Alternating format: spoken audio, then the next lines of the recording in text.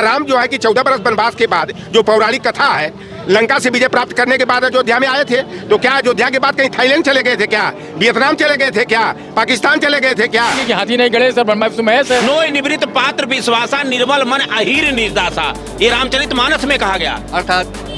अर्थात जिस जो अहीर माने अभी लोग कहेंगे जात की बात, अहीर निर्मल मन वाला होता है, जिसे अखिलेश यादव जी निर्मल मन वाले हैं। भारतीय जनता पार्टी राम की अनुयायी नहीं, राम की व्यवसायी है और राम के नाम का राजनीतिकरण करके वो अपना व्यवसाय चमकाने का, अपनी दुकान चलाने का, राजनीतिक रोटी सेकने का काम कर रही है। 22 जनवरी को राम आ रहे हैं, कहाँ गए थे, कहाँ से आ रहे हैं, कहाँ गए थे, कहाँ से आ रहे हैं? क्या राम जो है कि 14 बरस वनवास के बाद जो पौराणिक कथा है, लंका से विजय प्राप्त करने के बाद अयोध्या में आए थे, तो क्या अयोध्या के बाद कहीं थाईलैंड चले गए थे क्या, वियतनाम चले गए थे क्या, पाकिस्तान चले गए थे क्या, कि वहां से राम को लाने की बात कर रहे हैं? अरे राम के नाम का ये राजनीतिकरण कर रहे हैं। राम के अनुयायी तमाम लोग हैं, लेकिन भारतीय जनता पार्टी राम की अनुयायी नहीं, राम की व्यवसायी है और राम के नाम का राजनीतिकरण करके वो अपना व्यवसाय चमकाने का, अपनी दुकान चलाने का, राजनीतिक रोटी सेकने का काम कर रही है। और देखिए राम का यह मुद्दा जो है भारतीय जनता पार्टी मंडल के विरोध में लाई थी। हम लोग कट्टर अम्बेडकरवादी मंडलवादी है, पेरियारवादी है और पीडीए फार्मूला जो समाजवादी पार्टी दिया है, तो हम लोग पीडीए के भविष्य को सुनिश्चित करने के लिए हम लोग अभी 2024 में भाजपा की विदाई के बारे में सोच रहे हैं। और जो इस तरह से कर रहे हैं कि राम 22 को आएंगे, तो वह लोग जो है कि जनता को बेवकूफ बनाने का काम कर रहे हैं और खुद जो है अपने मुंह पर थूकने का काम कर रहे हैं। तो कल बहन मायावती जी ने ट्वीट दर ट्वीट 4-5 ट्वीट किया और इतना बौखलाहट में उन्होंने ट्वीट किया, तो यह उनके भाषा नहीं है।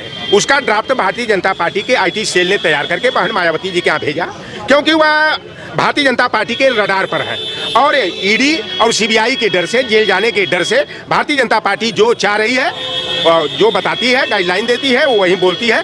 और जिस तरह का उन्होंने भाषा का प्रयोग किया कि समाजवादी पार्टी अति पिछड़ों की, अति दलितों की विरोधी रही है, और उन्होंने 1995 का गेस्ट हाउस कार्ड का मुद्दा उछालने का मामला हो या 2023 का या पुल का मामला हो, जब 2019 में गठबंधन हो गया तो पूर्व के जितने भी गिले शिकवे थे वह तो दूर हो गए थे। और समाजवादी पार्टी की देन थी कि बसपा जो है 0 से 10 तक पहुंची और बहन मायावती जी ने सपा गठबंधन, बसपा का गठबंधन होने के कारण उनके टिकट का दाम बढ़ गया कि 25 करोड़ से लेकर के 50 करोड़ 70 करोड़ में एक टिकट बेचा गया। बहन मायावती जी जो है कि माल बटोरने का काम की। और आज भारतीय जनता पार्टी के इशारे पर जिस तरह से वह समाजवादी पार्टी पर आरोप प्रत्यारोप लगा रही है, यह जो है कि वर्तमान परिवेश में जिस तरह से बाबा साहेब भीमराव अम्बेडकर के संविधान और लोकतंत्र को खत्म करने में भारतीय जनता पार्टी जुटी हुई है, मनुस्मृति का विधान लागू करना चाहती है, गुरु गोलवलकर की bunch of thoughts we are our nation who defined में जो ओबीसी, एससी, एसटी, माइनॉरिटी और महिला विरोधी जो नीतियां हैं उसको लागू करने में जुटी हुई है। और बहन मायावती जी आज के दौर में अगर अपने में नरमी ला करके अगर इंडिया गठबंधन की साझेदार नहीं बनती हैं, अखिलेश यादव के शर्तों के आधार पर जो अखिलेश यादव जी उनके सीट शेयरिंग में जो हिस्सेदारी देते हैं उसके तहत बहन मायावती जी को आ जाना चाहिए। क्योंकि अगर लोकतंत्र और संविधान नहीं रहेगा तो बहन मायावती जी न दलित की नेता रहेगी, न अखिलेश यादव जो है पीडीए के नेता रह जाएंगे। यानी पूरी सारे लोगों की राजनीति का मटिया मेट हो जाएगा और यहाँ राजतंत्र स्थापित हो जाएगा। मायावती जी के बयान पर क्या कहेंगे? जो अभी हाल में एक बयान आया है, उन्होंने अखिलेश जी पर बहुत बड़ी बातें कही है, बहुत तंज कसा है। अरे भाई मायावती जी का 10 सीट हो गया, सपा गठबंधन करके विधानसभा में देखा 1 हो गया, नहीं होगा लड्डू हो जाएगा, लड्डू चढ़ाएंगे, लड्डू खाएंगे और चिल्लाएंगे कि हाथी नहीं गड़े सर महेश है, लड्डू बांटेंगे, उसमें क्या बुराई है, उनको लड्डू बांटने दीजिए। तो इंडिया गठबंधन के साथ मायावती जी आ रही कि नहीं आ रही? अब वो आएंगे तो उनका मामला हो बताएंगी ना कि आ रहे हैं कि नहीं आ रही, लड्डू चढ़ाएंगी। ये समाजवादी लोग क्या चाहते हैं? मायावती जी का सहयोग चाहते हैं कि नहीं? हम तो चाहते हैं सबका साथ सबका विकास। ये तो बीजेपी का नारा है सर। अरे बीजेपी का नारा बीजेपी कोई अपने घर से थोड़े लाई थी। ये समाजवादी लोग कैसे बोलने लगे सबका साथ सबका विकास? सबका विकास होना ही चाहिए। हम बहुत पहले डॉक्टर अम्बेडकर लोहिया चिल्ला रहे हैं, लोहिया जी के जमाने चल रहा है, ये तो खाली नोचते हैं बकोटते हैं। ये कौन नोचता बकोटता कौन है सर? अरे यही संघ वाले, और कौन? हाफ पैंट से फुल पैंट हो जाता है।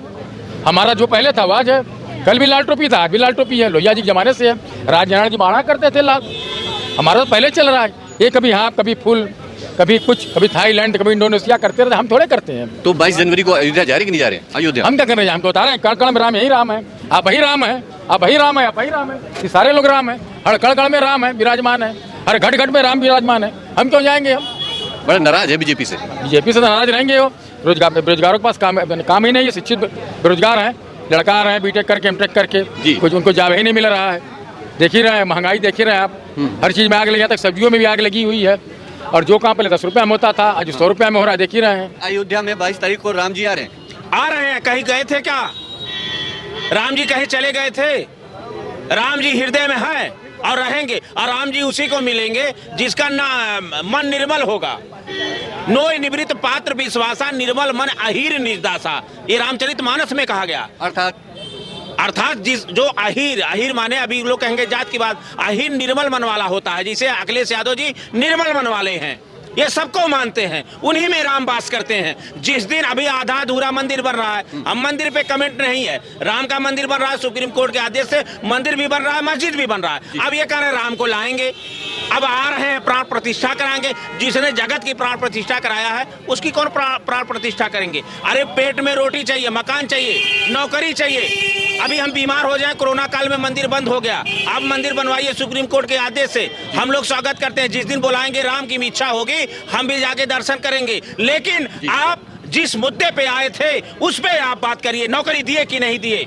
बहन जी बोले इस पे, उनको बोलना चाहिए। दलित होने के नाते राष्ट्रपति को मंदिर में नहीं जाने दिया जा रहा है, मुंह में पेशाब कर दिया जा रहा है, नारियों को बलात्कार करके उनके ऊपर कोई कार्रवाई नहीं हो रही है। अभी बनारस में बलात्कार हो रहा है, वो अगर जय श्री राम बोल दे रहा है, भगवान रूप धारण किया भारतीय जनता पार्टी को, उस पर कार्रवाई नहीं। बहन जी को इसमें बोलना चाहिए। आज यही लोग बोल करके पीडीए को फिर गुलाम बनाना चाह रहे हैं। मनुस्मृति लागू करवाने में अगर इस तरह का ये बयान दे रही हैं तो ये घबराहट उनका है, उनका ये भय है।